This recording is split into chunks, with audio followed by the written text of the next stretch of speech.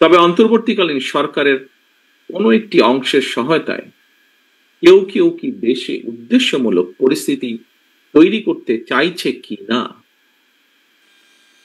Social media সহ বিভিন্ন জায়গায় মানুষের কথা শুনলে বোঝা যায় এই বিষয়টিও জনমনে জিজ্ঞাসা রয়েছে।